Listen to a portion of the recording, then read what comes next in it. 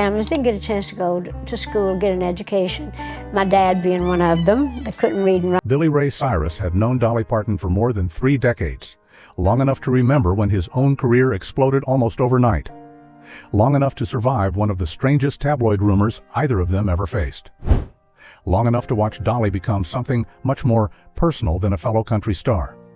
She became family. And sometime during the final stretch of Dolly Parton's life, Billy Ray received a message from her that he would only fully understand after she was gone.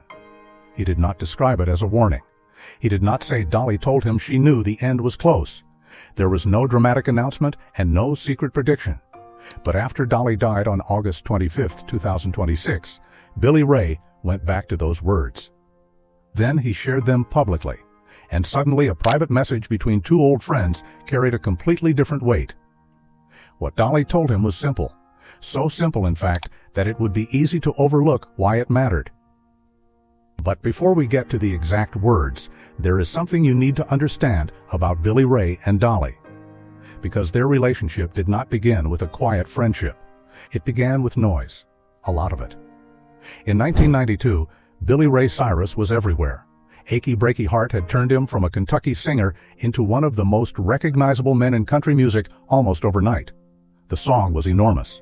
So was the attention. Suddenly, everyone wanted a piece of Billy Ray Cyrus. Fans wanted photographs. Television wanted interviews.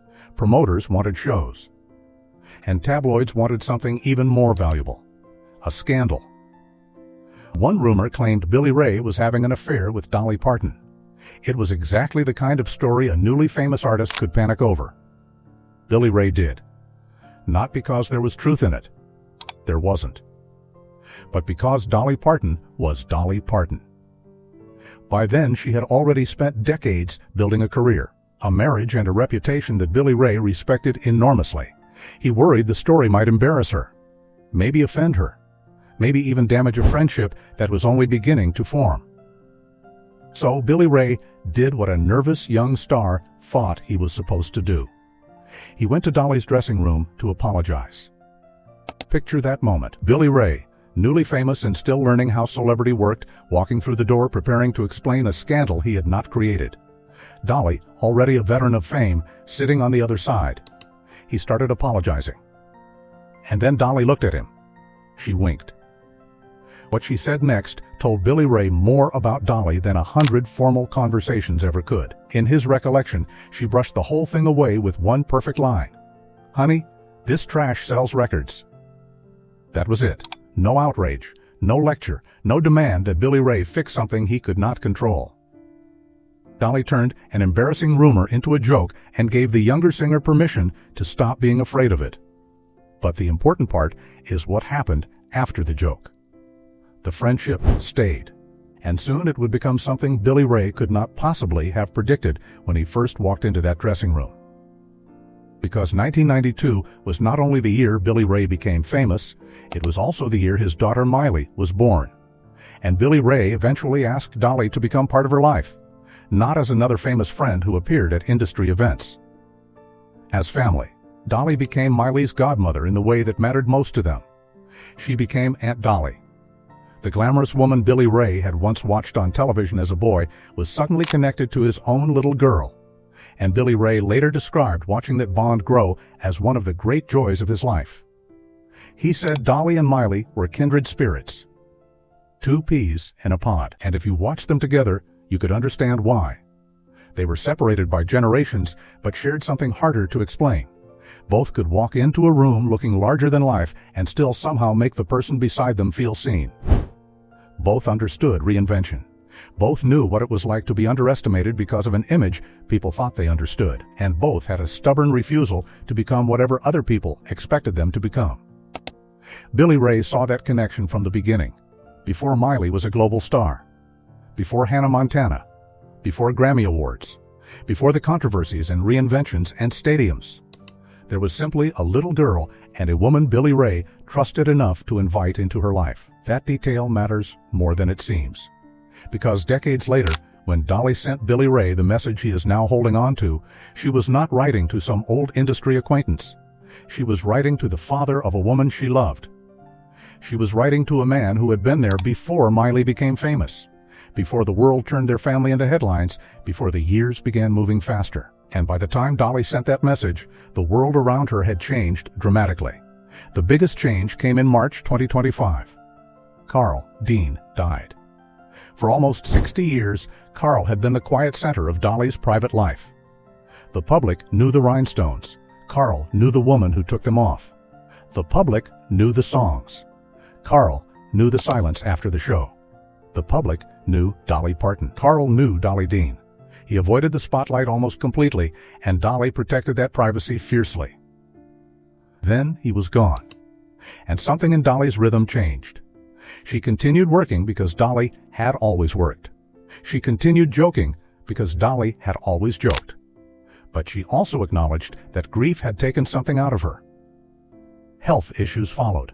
Appointments were postponed. Plans changed. She discussed kidney problems in periods when her body was not cooperating with the schedule she had demanded from it for decades. She reassured fans repeatedly. And that was important, because Dolly had a particular way of making serious things sound survivable. She could tell you she had been through something painful and somehow make you laugh before the sentence was finished. People believed the smile because they wanted to believe the smile. That had always been part of her magic. But it also meant that the people closest to her were seeing a different picture than the public was. Family members expressed concern. Dolly kept working. Friends kept checking in, and somewhere during that final stretch, a message arrived for Billy Ray Cyrus. Billy Ray has not publicly given us the exact day it arrived. He did not say whether it came after a particular appointment, after a difficult week, or during an ordinary conversation. And that uncertainty is important, because it would be easy, after Dolly's death, to turn every final interaction into a prophecy. Billy Ray did not do that. He simply said Dolly had recently sent him something beautiful, something personal. And after she was gone, he felt compelled to tell people about it. By then, their friendship had lasted more than 30 years. The tabloid joke was ancient history. Miley was no longer the child Dolly had agreed to guide. She was one of the biggest artists in the world. Billy Ray had lived through triumphs, family changes, career turns, and very public difficulties of his own. Dolly had lived through almost everything a performer could live through. Yet what she chose to send him near the end was not advice about music. It was not a joke about fame. It was not a story about the old days. It was something much smaller and much bigger. Billy Ray said Dolly told him she loved him with her whole heart. That was the message. Not a speech, not a farewell letter, just love, stated without complication. Billy Ray's answer was immediate when he shared the memory publicly. He said he would always love Dolly in the same way, with his whole heart, and he always would. That should have been the end of the story, a beautiful final exchange between two old friends. But it isn't, because Billy Ray was not the only person left holding words from Dolly that suddenly felt different after August 25. And this is where the story becomes more complicated. Miley Cyrus also revealed that one of her final conversations with Aunt Dolly was about music and metamorphosis. Metamorphosis, change, transformation, becoming something new without ceasing to be yourself. It is exactly the kind of subject Dolly and Miley would have understood together. And in ordinary circumstances, it might have remained nothing more than another conversation between two artists who loved each other. After Dolly's death, it became something else. Not because we know Dolly was secretly preparing Miley for goodbye. We do not. Miley herself protected the most sacred parts of their relationship and made clear that some things would remain private. But that is precisely why the little pieces people have chosen to share matter. Billy Ray had a message about love. Miley had a conversation about transformation. Other friends remembered encouragement, notes and final exchanges that sounded unmistakably like Dolly. And suddenly, a new question appeared. Was Dolly deliberately saying goodbye to people? There is no evidence strong enough to claim that. But perhaps that is the wrong question. Maybe the more revealing question is simpler. What did Dolly do when life became uncertain? She told people what they meant to her. That would fit almost everything we know about her. Dolly had spent 6 decades turning difficult feelings into words before most people knew how to say them. She wrote about poverty without hiding from it. She wrote about jealousy in Jolene. She wrote about independence in 9 to 5. And she wrote one of the most famous goodbyes in popular music history, without making the goodbye cruel. I Will Always Love You was not originally written as a romantic breakup song. It was Dolly's farewell to Porter Wagoner when she knew she had to leave his television show and build a career on her own. The emotional idea was simple. I am leaving. But leaving does not erase love. Years later, Whitney Houston carried those words around the world. Decades after that, Billy Ray Cyrus found himself describing his final message from Dolly using almost the same emotional language. Whole heart. Always love that survives separation. The symmetry is almost too perfect, but this time it was not a song. It was personal. And that is why the old dressing room story matters again. Back in 1992, Billy Ray walked into Dolly's room worried about what strangers were saying about them. Dolly laughed and taught him that public noise did not have to define private truth. 34 years later, the public noise was enormous again. Headlines about health, questions about appearances, concern from fans, rumors, updates, and beneath all of it, something private was still happening. Dolly was communicating with people she loved.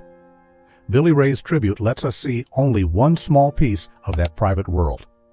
But maybe one small piece is enough, because celebrity often makes us imagine that the final chapter of a famous person's life must contain some huge hidden revelation. A secret diagnosis. A confession. A dramatic last wish. Sometimes the truth is more ordinary and more painful. Sometimes the last important message is simply the thing people should probably say more often while they still can. I love you. Billy Ray's story becomes even more emotional when you remember where he began.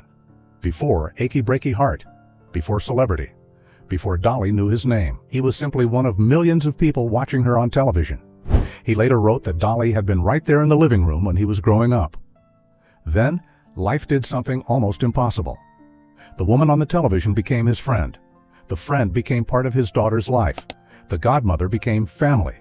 And the family member eventually sent him a message he would never be able to read the same way again. Fan, colleague, friend, family, and goodbye. Except even that word may be too simple. Because Billy Ray never said Dolly wrote goodbye. That is what makes the message more haunting, not less. There was apparently no finality in it, no announcement that this was the last time. Just affection sent from one person to another. Then, time ran out. That is how many real goodbyes happen. Only afterward do people discover which ordinary conversation was the last one. Only afterward does a sentence become a keepsake. Only afterward does someone scroll back through a phone, reread a note, or remember the exact sound of a voice. And the question changes from, what did they say, to did I understand how much it mattered when they said it? Billy Ray now does. And there is another reason his tribute has resonated. He did not use Dolly's death to make himself the center of the story. He went back to memory. The little boy watching television. The frightened young singer walking into a dressing room. The joke that made him relax. The daughter who found a second mother figure in Aunt Dolly. And finally, the message. It feels less like a celebrity tribute and more like somebody opening an old family album. That is also why Miley matters so much to the ending of this story. Billy Ray brought Dolly into Miley's life. But after a certain point, Dolly and Miley's relationship became their own. Billy Ray was no longer the bridge between them. He was simply lucky enough to watch it happen. Dolly encouraged Miley through transformations that confused or angered parts of the public. She understood that becoming different did not mean becoming false. She understood because she had spent a lifetime doing exactly that herself. A poor girl from the Tennessee mountains became a country singer. The singer became a television personality. The personality became a movie star. The star became a businesswoman. The businesswoman became a philanthropist whose imagination library put books into the hands of children around the world. And through all those versions, people still felt they recognized Dolly. Maybe that is why metamorphosis was such a fitting subject for one of her final conversations with Miley. Not because it predicts death, because it describes Dolly's entire life, change without losing the center, and what was at the center. Billy Ray's final message gives us one answer. Love, not sentimental branding. not a slogan. The kind of love that survives embarrassing rumors, decades apart, changing careers and complicated families. The kind that reaches out without waiting for a ceremony. The kind that says the thing while there is still time to say it. Dolly's career can be counted in numbers. Thousands of songs. Decades of performances.